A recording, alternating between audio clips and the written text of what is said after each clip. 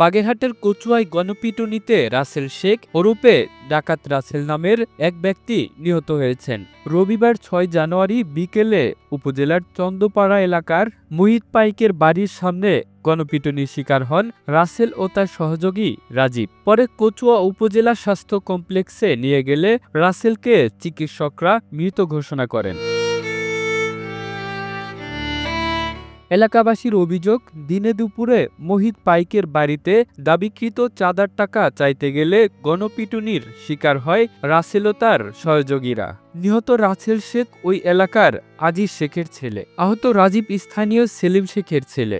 তাকে কচুয়া উপজেলা স্বাস্থ্য কমপ্লেক্সে ভর্তি করা হয়েছে। জাহিদ পাইক বলেন, আমার ভাই মুহিত পাইকের কাছে বিভিন্ন সময় চাঁদা দাবি করত রাসেল শেখ।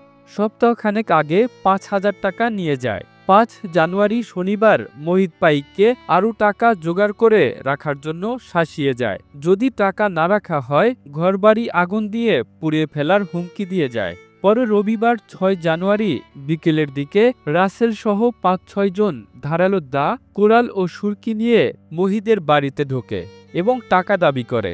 এ সময় বাড়ির নারীরা ডাক চিৎকার দিলে গ্রামবাসী এসে তাদেরকে ঘিরে ফেলে গণপিটুনি দেয়। অন্য কয়েকজন পালিয়ে গেলেও রাসেল ও রাজীব গুরুতর আহত হয়। গ্রামবাসীরা আরও জানায়, রাসেল শেখ এলাকার একজন চিহ্নিত সন্ত্রাসী। গেল ৫ আগস্টের পর রাসেল শেখের নেতৃত্বে এলাকার বিভিন্ন বাড়িতে হামলা, লুটপাট, ভাঙচুর ও চাঁদাবাজি হয়েছে।